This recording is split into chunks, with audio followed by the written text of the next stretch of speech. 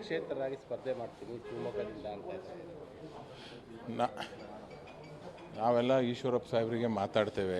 ಯಾಕೆಂದರೆ ಅವರು ಮೊದಲಿಂದ ಪಕ್ಷದ ಸಿಪಾಯಿ ಕೆಲಸ ಮಾಡಿದ್ದಾರೆ. ಸ್ವಲ್ಪ ಆಗ್ತದೆ, ನೋವು ಆಗ್ತದೆ, ಇಲ್ಲ ಅಂತಿಲ್ಲ. ಅವರೆಲ್ಲರಿಗೆ ಮಾತಾಡಿ ಮನವೊಲಿಸೋಂಥ ಒಂದು ಕೆಲಸವನ್ನು ಮಾಡ್ತೇವೆ. ನಾವೆಲ್ಲ ಹುಡುಗರು ನಾವು ಸ್ವಲ್ಪ ದಾರಿ ಬಿಟ್ಟಾಗ ಅವರೆಲ್ಲ ನಮ್ಮ ತಿದ್ದಿದವರು ಇದ್ದಾರೆ. ಈಗ ಅವರೇ ನಮಗೆ ಬುದ್ಧಿ ಹೇಳಿದವರು. ಕೆಲವೊಂದು ಸಂದರ್ಭದಲ್ಲಿ ದೇಶಗೋಸ್ಕರ ಪಕ್ಷಗೋಸ್ಕರ ಕೆಲವೊಂದು ತ್ಯಾಗಗಳು ಮಾಡಬೇಕಾಗ್ತವೆ.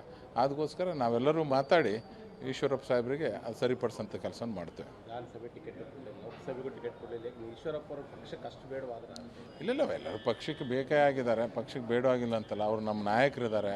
ಅವರಿಗೂ ಪಕ್ಷ ಒಳ್ಳೆಯ ಸ್ಥಾನಮಾನಗಳು ಯಾವಾಗಲೂ ಕೊಟ್ಟಿದ್ದಾವೆ. ಪಕ್ಷ ಅವರ ಒಂದು ಮಾರ್ಗದರ್ಶನದಲ್ಲಿ ಯಾವತ್ತೂ ಹೋಗಿದೆ. ನಮ್ಮ ರಾಜ್ಯಾಧ್ಯಕ್ಷರಾಗೂ ಕೆಲಸ ಮಾಡಿದ್ದಾರೆ, ನಮ್ಮ ಉಪಮುಖ್ಯಮಂತ್ರಿಯಾಗೂ ಕೆಲಸ ಮಾಡಿದ್ದಾರೆ, ಎಲ್ಲವನ್ನೂ ಮಾಡಿದ್ದಾರೆ. ಕೆಲವೊಂದು ಸಂದರ್ಭ ಸನ್ನಿವೇಶಗಳಲ್ಲಿ ನಾವು ದೊಡ್ಡವರಾದರೂ ಸ್ವಲ್ಪ ಅಡ್ಜಸ್ಟ್ ಮಾಡ್ಕೋಬೇಕಾಗ್ತದೆ. ಮುಂದೆ ನಮ್ಮ ಕಾಂತೇಶಿಗೂ ಒಳ್ಳೆಯ ಭವಿಷ್ಯ ಇದ್ದೇ ಇದೆ.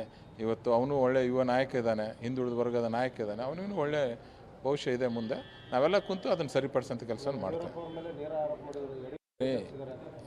ಎಲ್ಲ ಸೇರಿ ಯಡಿಯೂರಪ್ಪ ಸಾಹೇಬ್ರ ಮೇಲೆ ಯಡಿಯೂರಪ್ಪ ಸಾಹೇಬ್ರೇ ಓಪನ್ ಆಗಿ ಹೇಳಿದರು.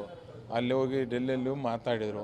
ಕೆಲವೊಂದು ಸಂದರ್ಭದಲ್ಲಿ ಕೈ ಕಟ್ಟೋಂಥ ಕೆಲಸ ಆಗ್ತದೆ. ಯಾಕಂತಂದರೆ ಎಲ್ಲವನ್ನೂ ನಾವು ಹೇಳಿದೆ ಮುಖ್ಯ ಕೇಂದ್ರದವರು ಎಲ್ಲರೂ ಯೋಚನೆ ಮಾಡಿ ಏನೋ ಸಮಾಲೋಚನೆ ಮಾಡಿರ್ತಾರೆ. ಅದು ಈಶ್ವರಪ್ಪ ಸಾಹೇಬ್ರಿಗೂ ಗೊತ್ತಿದೆ.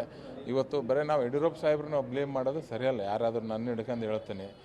ನಾವು ಆದಾಗೆಲ್ಲನೂ ಅವರಿಂದ ಒಳ್ಳೊಳ್ಳೆ ಪೋಸ್ಟ್ಗಳು ನಮ್ಗೆ ಆಗಿದ್ದಾವೆ. ಈಗೇನೋ ಕೆಲವೊಂದು ಸಂದರ್ಭ ಆಗಿಲ್ಲ ಅಂತೇಳಿ ಎಲ್ಲರೂ ನೇರವಾಗಿ ಅವ್ರ ಮೇಲೆ ಬಳ್ಳು ಮಾಡೋದು ಸರಿಯಲ್ಲ. ಯಾರೇ ಆಗಲಿ, ನಾನಾಗಲಿ, ಯಾರೇ ಆಗಲಿ, ಅದೊಂದು ನಮ್ಮ ಹತ್ರ ಚಾಳಿನೇ ಬಿದ್ದುಬಿಟ್ಟಿದೆ. ಅದಕ್ಕೋಸ್ಕರ ನಾವು ಅವ್ರು ಹಿರಿಯ ನಾಯಕರಿದ್ದಾರೆ, ಅವ್ರ ಮಾರ್ಗದರ್ಶನ ನಾವು ಪಡಿತೇವೆ. ಮತ್ತು ನಾವು ನಮಗೆ ಹೆಂಗೆ ಅವರು ಬುದ್ಧಿ ಹೇಳಿದ್ದಾರೆ, ಅಣ್ಣ ನಮಗೆ ನೀನು ಹೇಳಿ ನಮಗೆ ತಿದ್ದಂಥವ ನೀನು ಈ ಥರ ಬೇಡ ಅಣ್ಣ ಅಂತ ನಾವು ನಮ್ಮ ಅಣ್ಣಗೆ ಮನವೊಲಿಸೋಂಥ ಕೆಲಸ ಮಾಡ್ತೇವೆ.